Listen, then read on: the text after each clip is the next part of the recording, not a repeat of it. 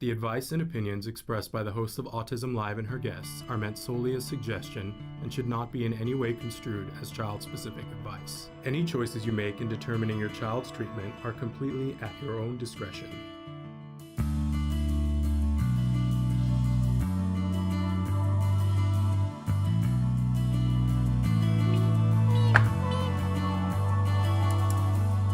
Good morning and welcome to Autism Live and happy Valentine's Day. Wearing red and spangly for you today because we're feeling the love. I'm Shannon Penrod and you're watching Autism Live on the Autism Network. I'm thrilled and excited and proud to be here. We're already having technical I won't say issues, but interestingness this morning. So apologies for what may or may not happen here in a few minutes. We're excited that today we've got a bunch of big announcements for you. And then we have a wonderful guest. Thomas Iland is going to be joining us in just a little while. We're going to be talking about love and autism today because it's Valentine's Day. And that love comes in many different modes and flavors, and of course starting with self-love. And happy birthday Arizona too, Cindy K says. I'm so thrilled to see that. Now Cindy has just written in, and we love to get live comments. I want to remind all of you that we are live right now on a variety of different sites, including Good Morning Ka. We're live on Facebook, on YouTube, on Twitter, and about a dozen other places. And our fabulous producer, Traven, is going to show you some of those in just a second. Hi, I am one. Hi, and happy Valentine's Day to you as well. We want to remind you that if you're on any of those big platforms, all you have to do is stay there and put your comment in, and we're able to get those in almost real time. So please feel free to do that. Now, if you're on one of the other sites that maybe doesn't have that feature, I want to remind you that you can write into autism-live.com. If you go to the website, you can also get there from going to autismnetwork.com. And then clicking on the Autism Live button. There is a chat button at the bottom. Now, I don't want you to be misled. It's not an interactive chat. You're going to type something in and that gets to me. I can't type something back to you, which is a ginormous bummer. And we'll work on that as soon as we take care of other issues. But, it's only been 11 years now. So we don't want to rush change. You know what I'm saying? But in any case, you can write to us there. You can always also write to me directly. My email is shannon@autism-live.com. I always love to hear from you guys. And we take questions all the time. And for those of you who are watching in podcast, and most of you are, let's be honest, our main viewership is in podcast. We want you to know that you can ask questions too in any of those formats or write directly to me, shannon@autism-live.com. Excuse me. And I am thrilled to hear from you guys. So, and also want to say that when you write to us, obviously when you're writing in on a platform, I can't adjust anything. I can't take your name out. I can't hide what you wrote. I can't do any of that. But if you write to me privately, we don't share your name or your information. We're all, very private about that because that's important to me. I always like to remind you guys at the start of the show that we have lots of experts on the show. We're going to have a great one in just a few minutes, but I am not one of them. I always like to be really upfront and brazenly honest with you that I'm an expert in nothing, but care deeply. And my experience, I want to be doubly clear that I myself do not identify as being an individual on the spectrum or being even neurodiverse. I identify as an ally. That is what my role in this community is because I'm a mom. And my son, my one and only child, was diagnosed with autism at the age of 2.5. And I'm learning and growing still. He is 18 now and off at college this morning. And all I want to be, when he was first diagnosed, all I wanted to know was how can I be the best parent for him and stick up for him and be an advocate for him and get him access to things, right? And then he got a little bit older and he gained skills and could speak for himself. And I had to learn how to take a back seat and how to let him advocate and be there for him in case he needed something else. And now that he's older and more capable, I'm learning even more. It's a process. And I always like to say, I'm a student at this table, but I want to be the student sitting at the front in the front row. I want to learn, like a lot of you. I want to learn as much as I possibly can. But I want to be clear that this show is really for everyone.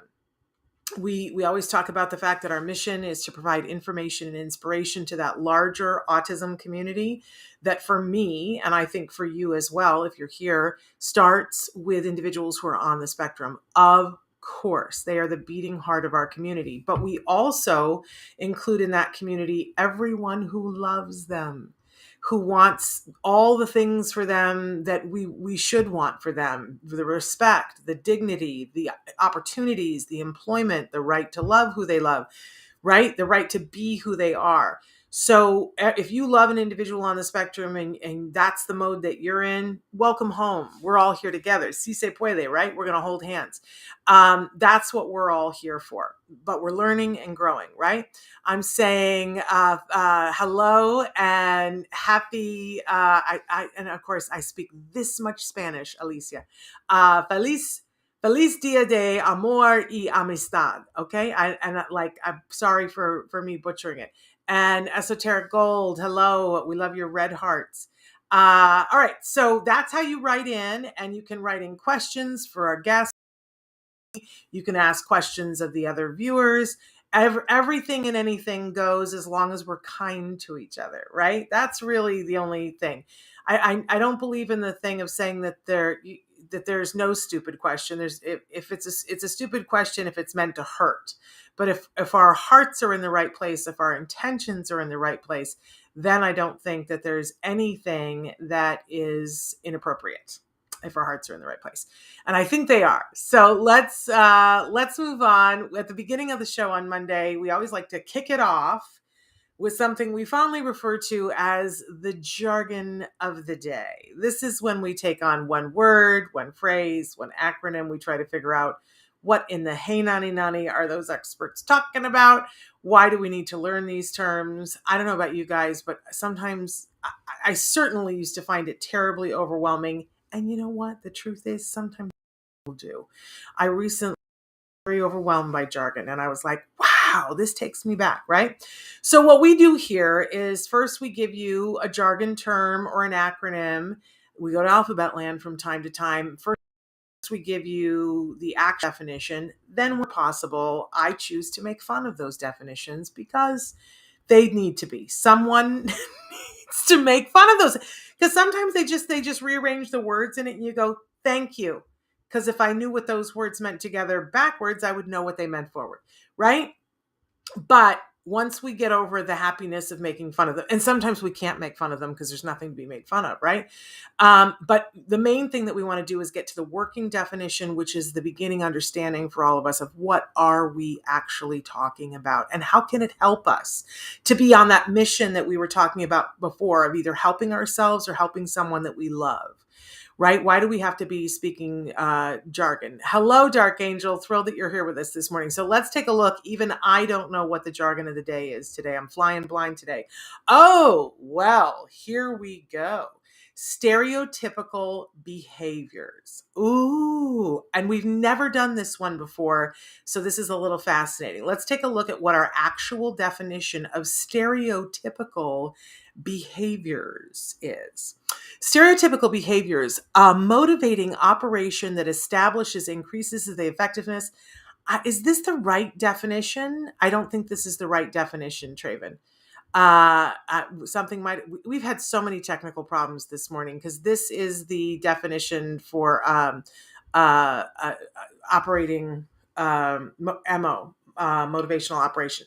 Okay, so do we have the actual definition for stereotypical behaviors, or do we only have, because I can talk about it. When someone is diagnosed, here we go. Stereotypical behaviors, the repetition of physical movements, sounds, words, or moving of objects. Whoops, we lost it, Traven. We're looking at your desktop. Of objects in repeated, sometimes rhythmic patterns. Let me say it again. So the actual definition for stereotypical behaviors is the repetition of physical movements, sounds, words, or moving of objects in repeated, sometimes rhythmic patterns. What? It's a bit of a mouthful, but if you read it back again and again and again, you go, okay, I sort of start, and you kind of squint, you go, wait a second, I think I see my kid in there somewhere, right? Or I see myself in there. Let's bring it down a little bit to a place where we can really start to get a handle on this. Let's look at what our working definition is. Have we got that one? Or is this what we have? Because here's the thing. When your child is diagnosed with autism, it used to be that there were you had to have 3 things from column A and 2 things from column B, or you didn't get the autism diagnosis. Now it's basically 4 different criteria that it will say for us. And one of the things that needs to be there is this stereotypical behavior. Now, I don't know about you, but I hear the word stereotypical, and I think that someone is putting things into categories that are not complementary. Like if somebody, we start talking about racism or, profiling a group of people based on, something, like saying that, I don't even want to say because they're all negative. And that anytime we talk about a stereotype, we tend to think about something that's negative, right? So I don't like my child being associated with a word that has a negative connotation, right? And then we talk about stereotypical behaviors, and I feel like, aren't we being inappropriate? Isn't that politically incorrect, right?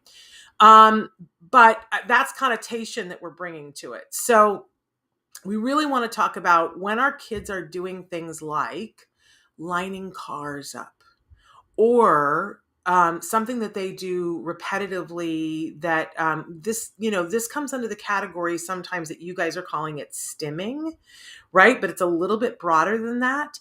So it could be that you're rocking. That's a stereotypical behavior. It could be that you're hand flapping. It could be that you spin in circles. It could be, our kids who open and close doors over and over and over again. Let's bring the definition up again, Traven, so that now that we're thinking this way, the repetition of physical movements, right? So it could be something physical like rocking or hand flapping.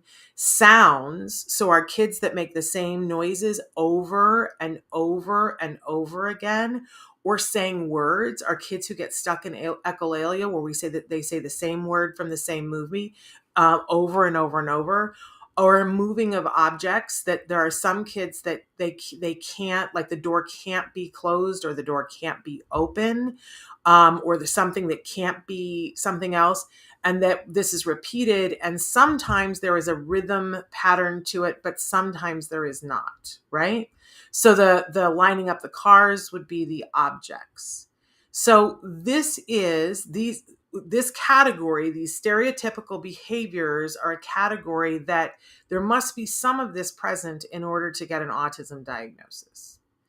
So great. All right. So it's a means to an end to diagnose, but I think it's important that we note that there is a whole other issue with stereotypical behavior.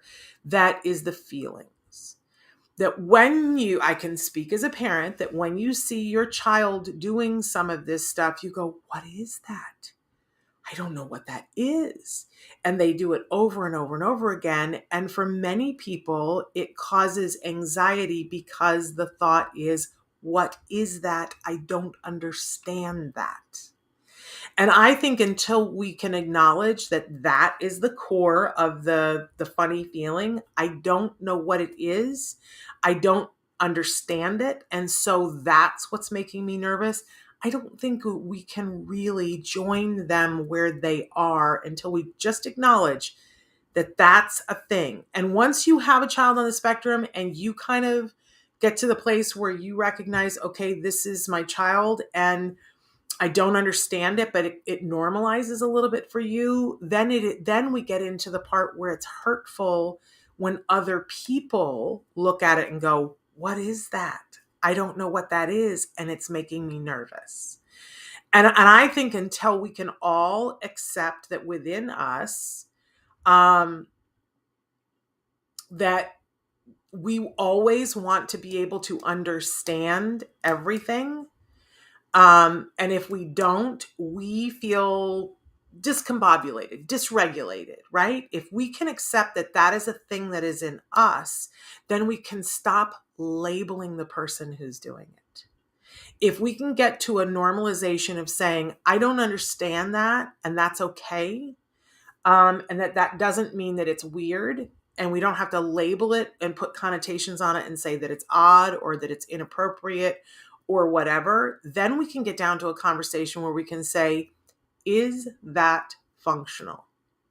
Or is that something that's happening for another reason? So, for instance, if somebody is doing something because they're nervous, think about what you do when you're nervous. How do you calm yourself when you are nervous? If you are feeling anxiety, what do you do? And is it functional? Does it help you to reduce that anxiety? Or is it just something that you're doing that's causing more problems, right? Because there are people who, I was just telling this story last night, that my great-grandmother, who had 3 sons who were serving in World War II, this is back in 1943, she went to the doctor, and the doctor said, I'm just nervous all the time because I have 3 boys serving in World War II. And the doctor told her to take up smoking because it was 1943. You know what I'm saying? And so my grandmother would smoke. Anytime she felt nervous, she would get out a cigarette and she would smoke. But the thing that she discovered many years later is that smoking doesn't help you with anxiety. In fact, it has nicotine, which is going to cause more anxiety. So smoking as a means of dealing with anxiety, not at all. But eventually she got to the point where every time she was anxious, she had to have a cigarette. Now, if we're going to look at this purely from a behavior standpoint, is this good for her? Did it help? No. I think we'd want to work on this behavior and give her a behavior that actually helps her with her anxiety, and have her stop being addicted to something that both the nicotine in it and the behaviors in it that she thinks are helping to calm her down, but aren't actually. Okay. Which is actually a really good example, because I think when there are some things that our kiddos do under stereotypical behaviors, which are to help them self-regulate. And we want them to self-regulate. And some of them may be functional. Some of them may be things that, I know when I get nervous, sometimes my hands will do some things and I'm like, oh, and then, then it subsides. But if this is all I could ever do is do this movement when I'm feeling nervous, that my hands are like, oh, I'm nervous, then I might not be able to catch the ball if I'm playing baseball, or I may not be able to sign my name, right? So sometimes something can be functional in some contexts and not in others. And sometimes things just aren't functional for the thing that we're using them for. So if we can have a fearectomy and stop looking at these things as being odd and start looking at them, are the things that your kiddo is doing, are they functional? What is the purpose of it? And is it a good relationship to function, or is it something that's causing them to not be able to do what they really ultimately wanted to do? What my grandmother really ultimately wanted to do was be calm. And she was never going to get there smoking a cigarette. It was not going to happen. The nicotine wasn't going to allow her. And sometimes,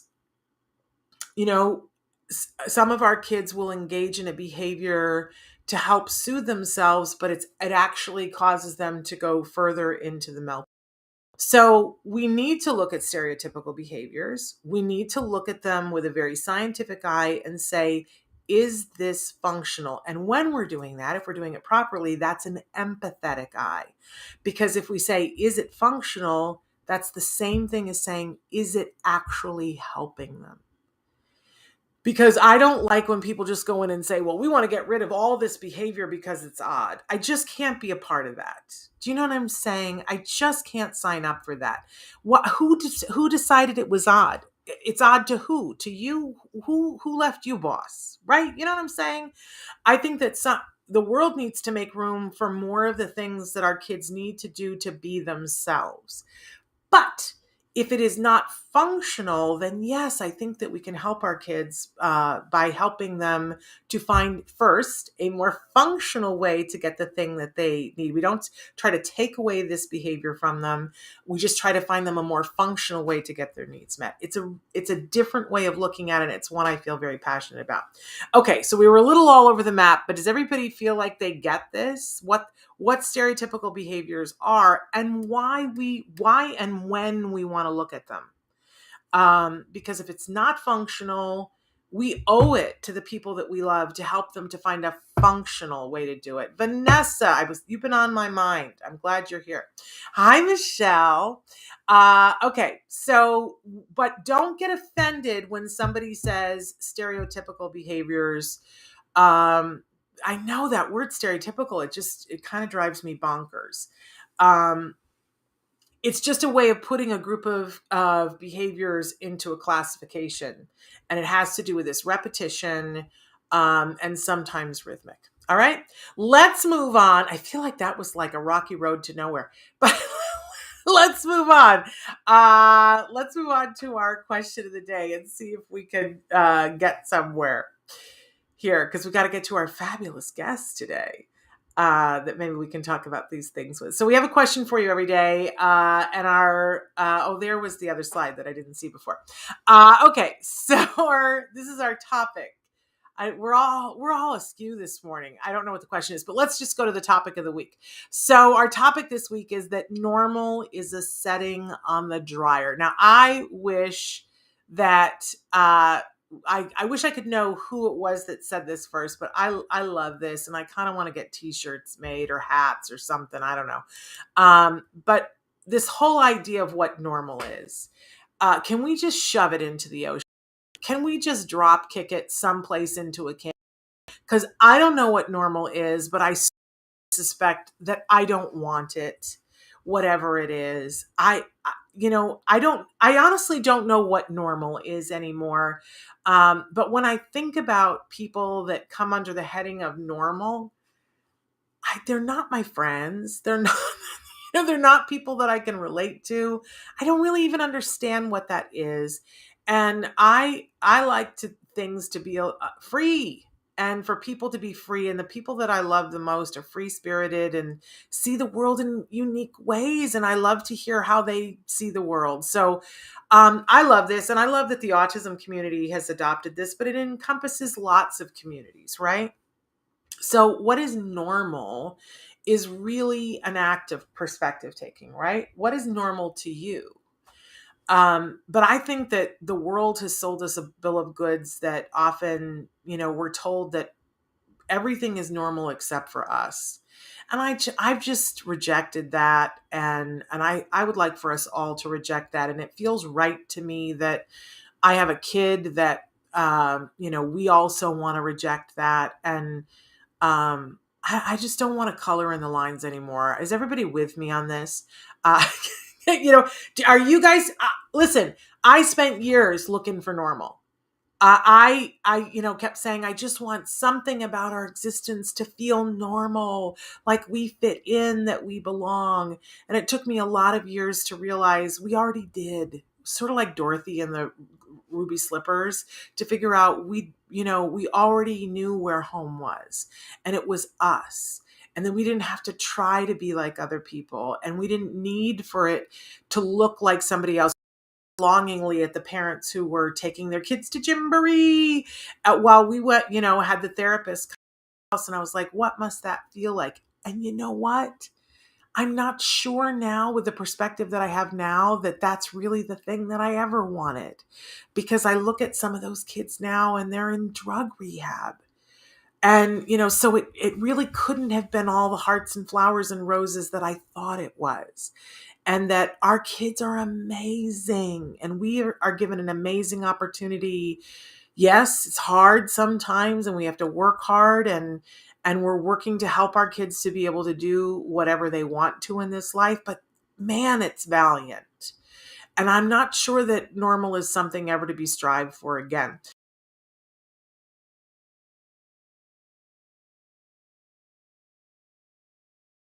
It's our thoughts.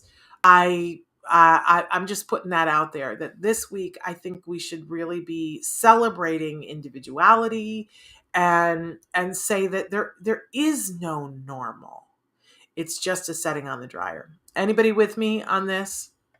You guys are kind of quiet this morning. Amanda's got some blue hearts for me. I appreciate it, Amanda. Okay, do we want to go back to the question, Traven? Because there was a question in there somewhere, or should we just move on? Happy Valentine's Day, Amanda. Saying happy Valentine's Day to everybody. If you want to do the question, okay, we're not going to do the question today. We'll do 2 questions another day. Alicia's with me. Okay, I love hearing that, because sometimes I'm just not sure if I'm taking a trip off into the ocean. In any case, we've got this amazing guest who's been waiting patiently. You know, Thomas Iland, has been with us many times before on the show. He was diagnosed at the age of 13 years old, and after accepting his diagnosis, Thomas has gone on to be recognized as an award-winning author and a thought leader. How amazing is that? He was working as a certified public accountant, respectably working as a certified public accountant in 2015, when he made the decision that that was not what he wanted to do with his life. He has since become a keynote speaker, a certified human potential coach, and a diversity and inclusion consultant, which we always want to know more about that.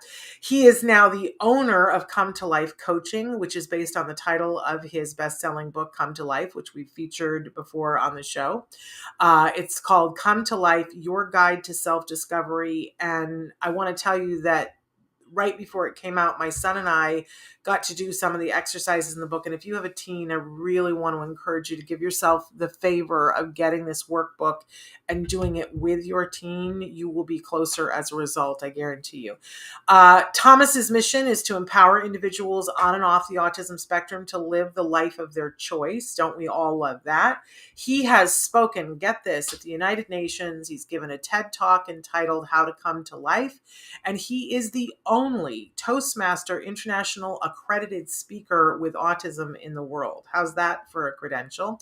He currently lives in Santa Clarita, California with his dog, Bridget. And he recently received the Junior Chamber International's prestigious 10 Outstanding Young Americans Award. And he has finished his first Iron Man Triathlon. Iron Man Triathlon. And so let's welcome Thomas Iland back to the show. Thomas. Good morning, Shannon, and happy Valentine's Day. Happy Valentine's Day. You know, we engineered it so that you would be here today on Valentine's Day, because we have much to talk about with love and love on the spectrum. Not the TV show, but the reality of it every day when it's not being recorded. So you've got a really interesting gig that is starting soon, like next week, I think, right? 2 weeks from now on the 28th. It's with the Ed Asner Family Center. It's called The Dating Spectrum. And this is designed to help people on the autism spectrum find romance, relationships, and find love, starting with themselves, loving themselves first. Yeah, and I love this. I think who better than you, Thomas, to be someone. It's not just you. There's a team of people, including Krissa Saad, right, is going to be joining That's you. her. She's an LMFT. We've had her on the show before. But I love this because I think it's important that there are aspects of this that somebody really needs to learn from somebody who's been there and is doing that, right? Most definitely. I think we find that a lot of times people on the autism spectrum, when they hear it from one of their peers, namely a man on the autism spectrum, and the struggles that he's been through and also the successes that he's had in the process, that allows them to relate more and have more hope for their own lives, that they too can have a meaningful and productive relationship. Yeah, and I also want to say, because in the past at the Ed Asner Center too, they've had a woman spectrum come in as well. I don't want people to be like, well, why is it just a man? But so let's go back for just a second. And should I only be calling you Thomas or Tom? You can call me Tom. Okay. I just have known you forever as Tom, and I keep bobbling it. So No, it's quite all right. thank you. So when is this happening? Is it only in person? How can people find out more information about it? So it's for 8 consecutive Mondays starting Monday, February 28th. And there is a little bit of an application process. So you email the Ed Asner Family Center. They'll do a Zoom interview with you to see why you want to be in this workshop. What do you want to get out of it? And then they'll vet the best student or candidates to be there. And then it is set to be in person. And I don't know if there's a virtual option at the moment. You might have to contact Krista or the Ed Asner Family Center to finalize logistics. But we're looking at about maybe 10 to 12 students in person to be in all 8 Monday courses. Fantastic. And of course, you guys can always go to the Ed Asner Family Center. I think it's edasnerfamilycenter.com. I think it's .org, actually, a nonprofit. .org. .org. Excuse me.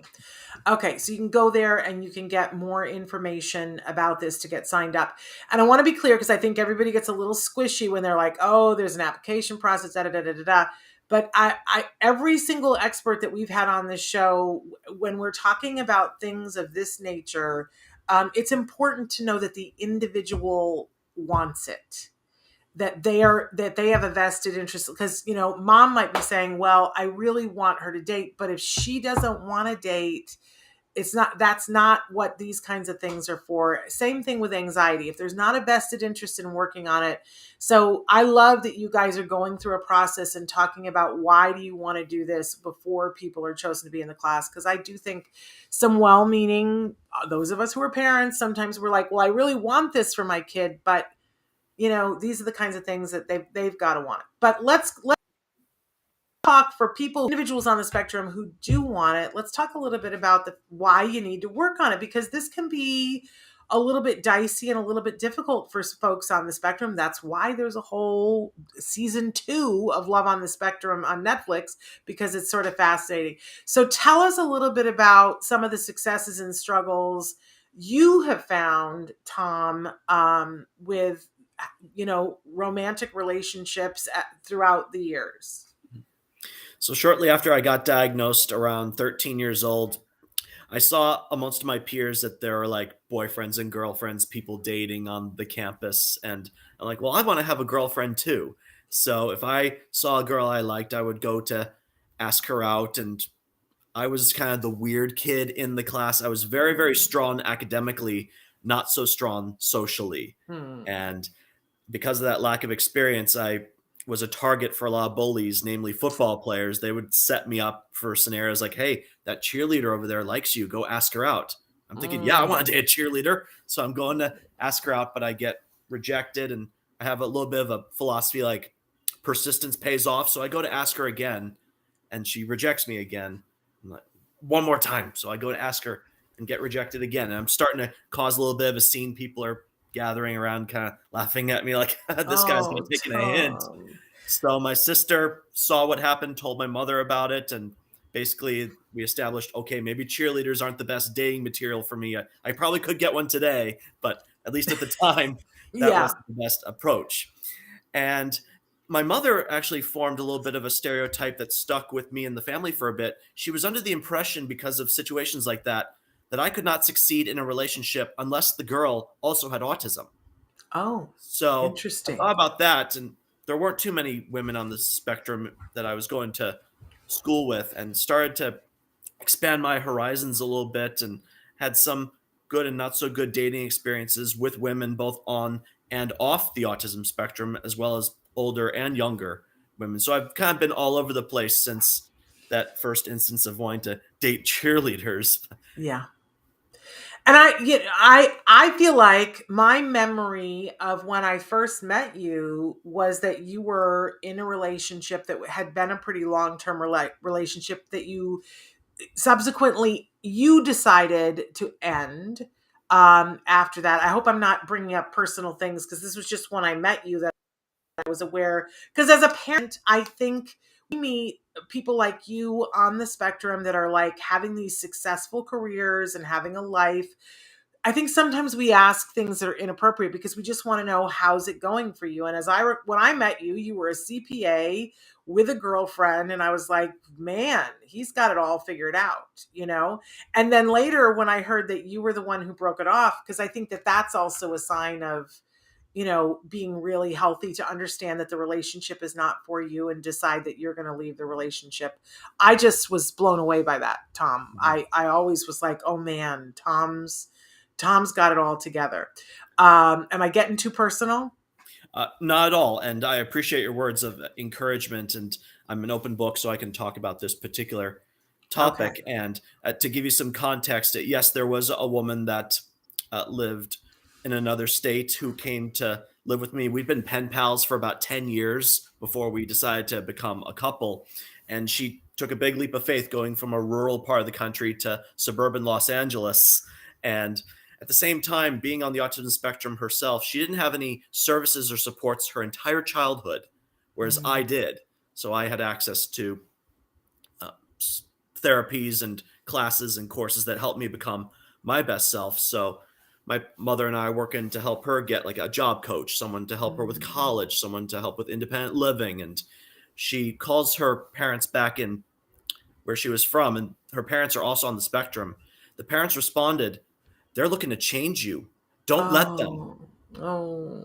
So my now ex-girlfriend was resisting all of the help. And I know what it's like to be like the kid that's left out. And it took me a long time to get to where I am today. So I wanted to be patient, let her kind of come into her own, grow at her own pace. Well, Yeah. after about 4 years of it, and I turned 30, I reevaluated where I was in life. I decided I don't want to repeat of the last 4 years. And I'm shooting for the stars, where she's having trouble leaving the launch pad. Yeah. So I had to Yeah. say, it's time to end this.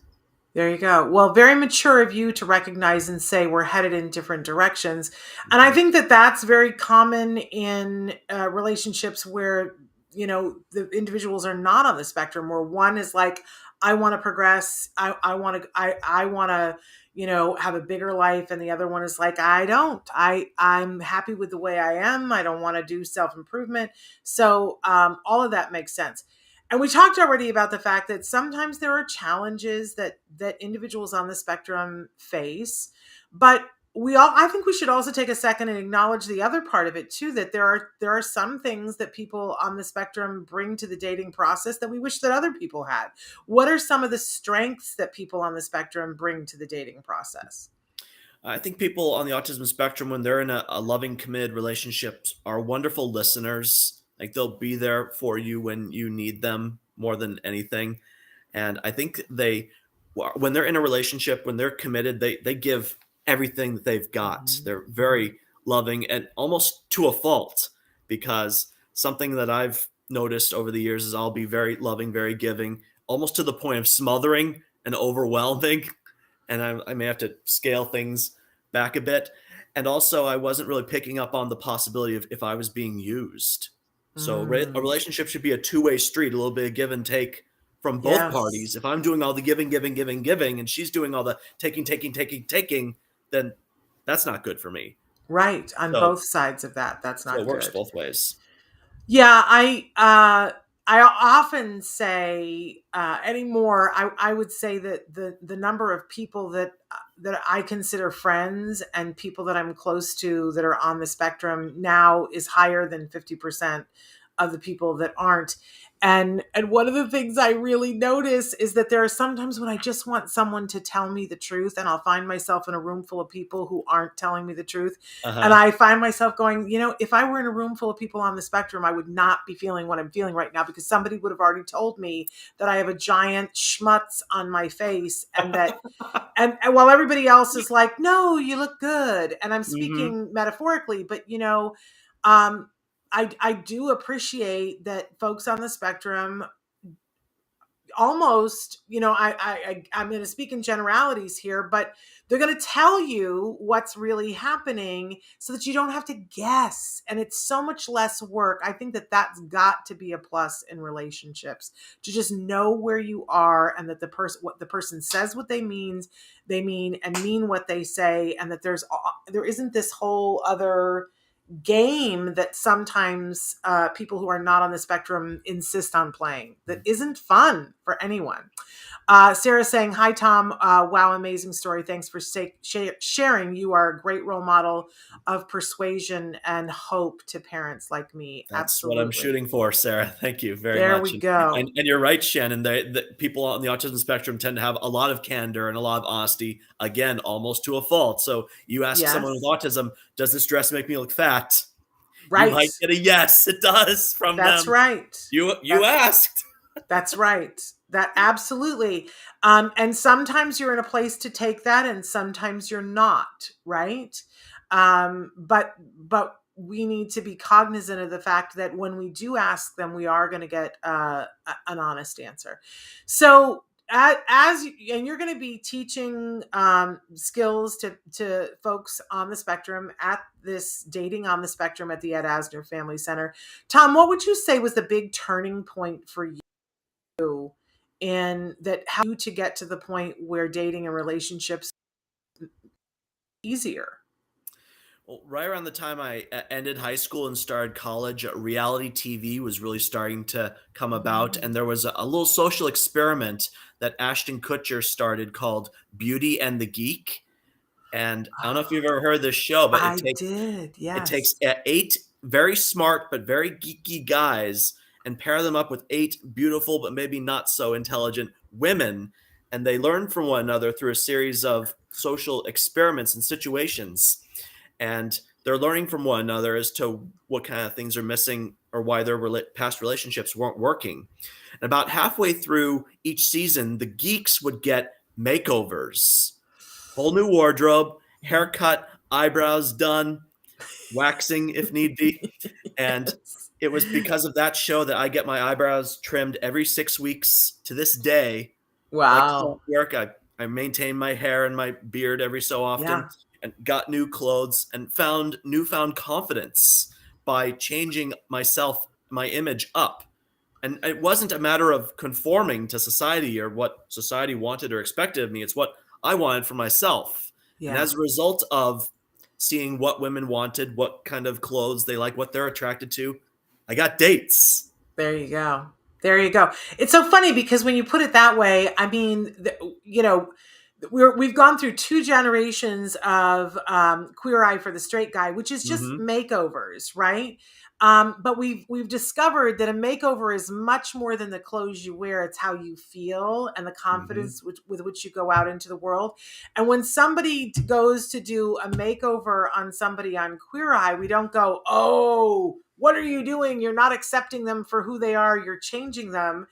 Partially because the people are there and go, I want to be a makeover. I want to look more attractive. I think we all, want to know what's hip or cool or whatever. So I love that reality show made you realize, oh, eyebrows are something that if you do a little, time and care with them, I can feel better about myself. It didn't change who Tom was, excuse me, but it made you have a different level of confidence, and people did look at you in a different way, but that's the only reason why you were dating. So I absolutely love that. I have said that I think that people watching those dating reality shows, there's a lot to be learned in those shows. So that's amazing that you got that from that show. Sarah also wants to know, do you also coach kids like 8-year-olds with social skills, Tom?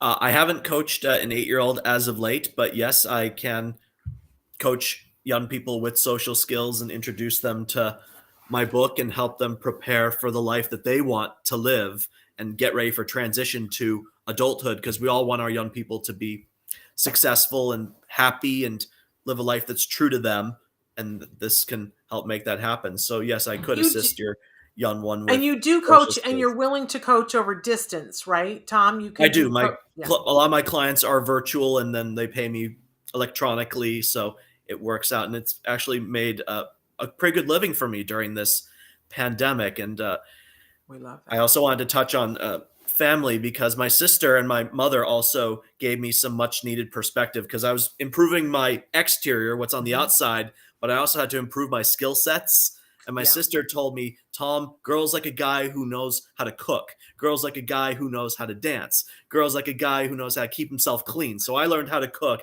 I learned how to dance, and I learned good hygiene. And then I got more dates because I Yeah. had the right skill set. So it's not just what's on the outside, but also what you know and what you can perform that matters Absolutely. in your I relationships. love that your sister was sort of taking you in hand. Can you hold your book back up though? Because I Sure. want to finish Put that right answering. back up there. So Come to Life, and you can order that on Amazon right now, right? Yes, you can find it on Amazon. You can also go to my website in my description here, cometolifecoaching.com, and eliminate the middleman that is Amazon. And you can even get it Yes. personalized, signed by me. If you go through me, you can't get it signed if you go through Amazon. So There you go to go. my website if you'd like to order So my now, quick little transition. because Sarah was asking about an 8-year-old, I was doing the exercises in that book when my son was like, I think 14 or 15, if I'm remembering correctly. Is 8 a little too young for some of the exercises, Tom, or are there things she could start on with an 8-year-old in there?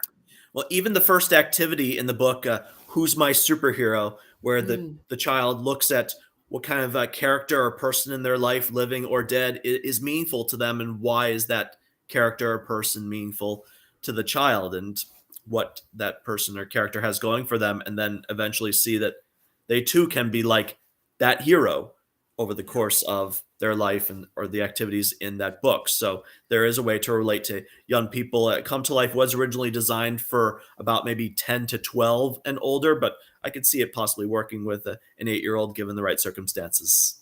And I want to say, Sarah, that the thing that I particularly loved about when my son and I were doing it is that I did it because I wanted to know for him what his thoughts were. Because don't we all want that always? Don't we just want to like crawl inside our kids' heads and not disturb anything, but be able to look around and get to know them better? And have those deep conversations that we always thought we were going to have with our kids. Well, I found that it was really helpful for that. But there was an unexpected plus that came from it because, you both do the exercise and then you talk about it afterwards. And obviously, there's different levels depending on the functionality of your kiddos of how deep you're going to get with this and depending upon their age and what's appropriate, right? But what also happened was that I didn't expect was that my son learned about me. So that I did the exercise and we said, okay, so which superhero would you like to be like and why? And he was telling me, which helped me to learn about him, also helped him to learn about himself, by the way. But then there was also the thing where he learned about me. Which I didn't expect to be this unexpected bonus, but it was really thrilling. We had a good time with it. So I highly, highly, highly recommend the book. Get it, and if you don't do the whole book with your kiddos, it's not like it's an Iron Man triathlon, Tom. Right. Like you have to finish, but let's just say that spring break, if you did an exercise a day, I think you'd find that you both would find it really exciting. So, and you don't have to put your self pressure to do the whole thing. But anyway, that's Tom's book. Let's get back to the dating thing because this is really exciting. So you're going to be doing the dating spectrum, and you think you're going to have about 12 people who are going to be participating. And tell me what their ages are going to be again. What's the youngest you can be in the dating spectrum? It's Do my they have to be? understanding, and I'm actually meeting with Chris later this afternoon to finalize the curriculum and what we're doing. But it's my understanding this is for adults, so you have to Yeah, be at so least 18 and up. 18. Yeah, that makes sense to me. And so you guys are still firming everything up, but what kinds of things are you going to be working on? Like, what can we expect as either individuals who are on the spectrum or parents of those individuals? What kinds of things will you guys be working on? So some examples of some of the things we'll be teaching are like what a relationship is, signs that a relationship is working or maybe not working. And then we get into a little bit more complex items like we'll do some dating role playing or like improvisational scenarios, or like we'll pretend to be at a coffee shop making small talk or chit chat. And then even more abstract or complex situations like boundaries or what is safe sex, and how to look out for cyber predators and not go to bad site websites, and what kind of dangerous behaviors our young people might be doing that, if they continue, could land them on the wrong side of the law. So this is some stuff that's going to be pretty hardcore and really deep into the trenches, but really our young people and even people not on the autism spectrum could use some more information about. Look, we could all use this help, right? Mm-hmm. And are you going to do some of the things like your sister said to you that, you need to keep your hygiene, and you need to, know how to have a conversation, and you need to have cook and be able to dance? Are you going to work on any of that stuff as well? Depending on the candidates or the students that are there and what kind of needs they have and where the information gaps might be, and Okay. as to where they are in their life or their relationship. So we're kind of playing it by ear in a little bit, and I can roll with the punches as needed, but I've got a couple of you're gonna fit it to their individual needs. I get it. Yes. That's a good answer. And again, that starts in 2 weeks, and it's at the Ed Asner Center. And the plan is for this to be in person, so that means that it would be people in the Los Angeles area. If you have a child who is no longer a child, who is now adult, they're still your child. You know what I mean? One of your children. I don't even know what the proper. If you have adult children. That doesn't even sound right? But what do we say? I don't know. I'll find that word. But they're still your children. That you would like to participate, or if you yourself are an adult on the spectrum and you would like to participate, you want to go to edasnercenter.org, find the information, fill out the application so that you can have the conversation about that. I think that is really amazing. I got to ask you about the triathlon, what you're doing with that, Tom. Because that was a whole thing. How long did you have to prepare to do that? And are you still working on that? Are you going to do another one? So right around the time the pandemic started, I had put on the COVID-19 pounds and decided I need to work some of this weight off. So around last April, right after I got vaccinated, I started training and looking at what courses there are locally. And I went up to Salem, Oregon, and completed a half Ironman. I did it with about 7.5 minutes to spare in 90-degree heat. And that is really something, because too much sun is like kryptonite to me. So I'm like trudging along, but I finally got it done. But a half Ironman wasn't enough for me. I wanted to go for the full. So I've been training ever since. I did attempt a full in Texas in October, but there was too much humidity and some unexpected hills and headwinds. I did not finish the race in Texas. So I've been training since October some more and doing a little bit more hills, because those hills can also kind of take away my energy. And I am now signed up for a full in Des Moines, Iowa on June 12th. Okay. Des Moines, Iowa, June 12th. Okay. So I didn't know, is there a time limit that you have to do it with? I thought you could take as long as you wanted. I wish. You have to complete a half within 8.5 hours, and you have to do a full within 17. And tell us, so what do you have to do the whole thing? Okay. So for the full Ironman, you get into the water. It starts with a 2.4 mile swim. It could be a one-way river. It could be around a lake. And you have to complete that swim within 2 hours and 20 minutes. Okay. So then you get out of the water, you get your bike gear on and start off on your bike. You have to go 112 miles and be at 10 hours, 20 minutes by the time you finish that. Oh my God. And then you transition into your running clothes. And then you have 6.5 hours to run a full marathon, 26.2 miles. So 140.6 miles in 17 hours or less. Okay, so that's what you're going for on June 12th, but the half is just half of all of that. So it's a half marathon, and you were able to finish that in less than 8.5 hours. That's right. And I can't even imagine how tired you must have been when that happened. Did you take a team of people with you? You should have seen me after I crossed the finish line. I found a grassy spot in the shade, and I just kind of laid down there for about 3 minutes. Medical staff came over and said, "Are you okay?" I said, "I'm fine. Can I have some water, please?" Yeah. Yeah, I can't even imagine.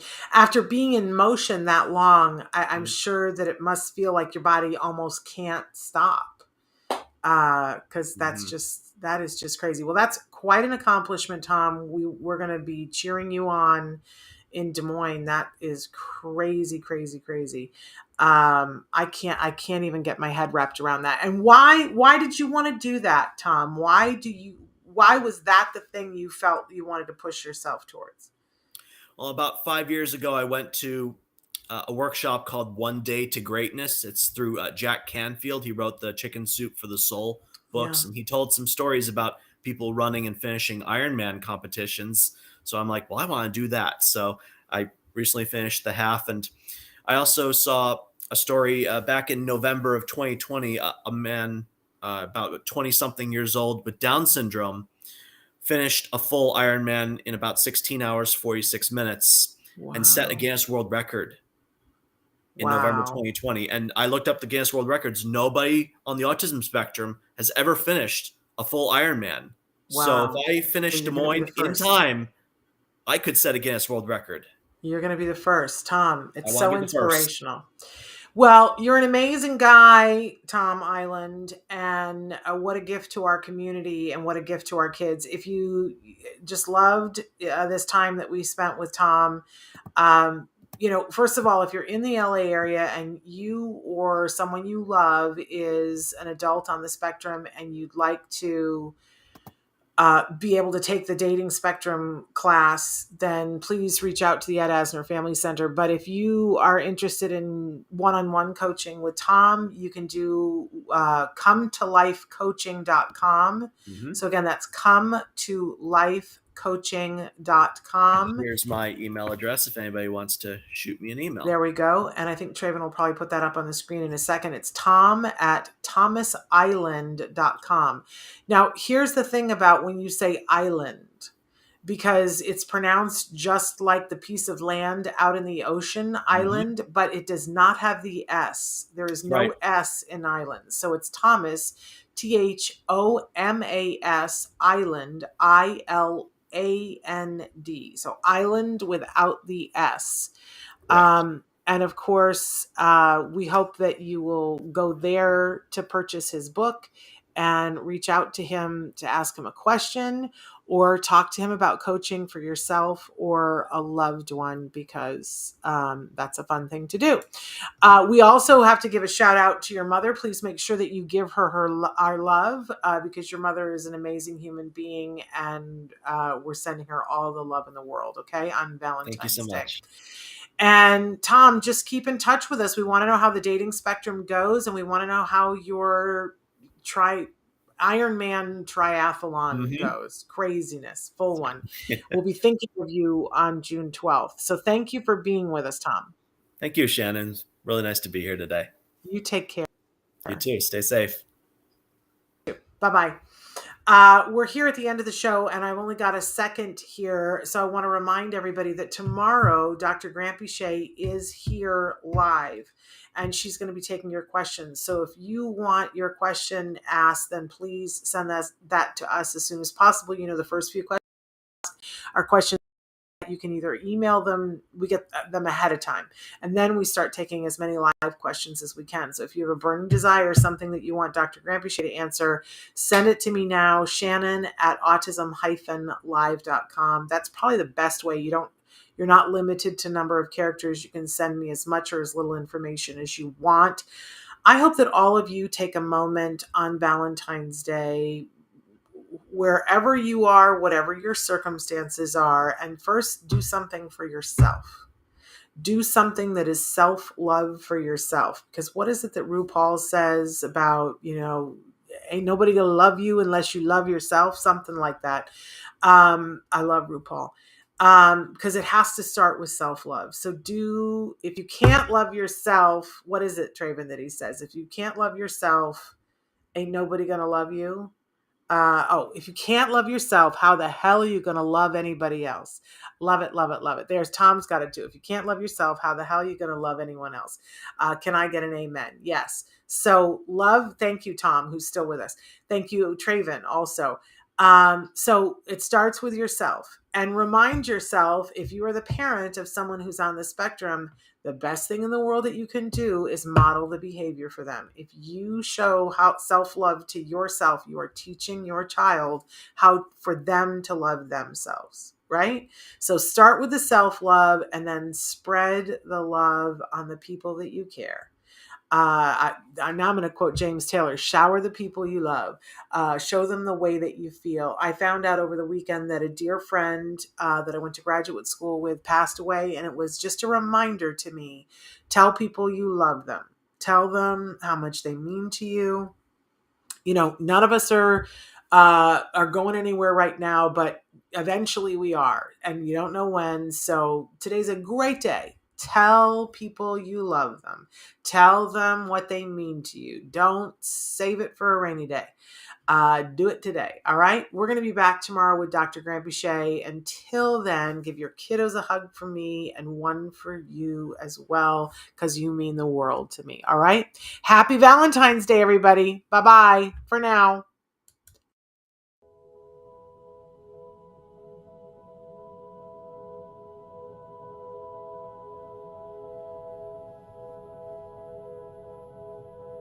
If you found anything helpful in this video, please give us a like. In fact, make sure that you smash that subscribe button on YouTube and give us a like on Facebook. You can also follow us on Twitter and on Instagram for important updates. And please download our free podcast wherever you get your podcasts. Thank you so much. See you next time.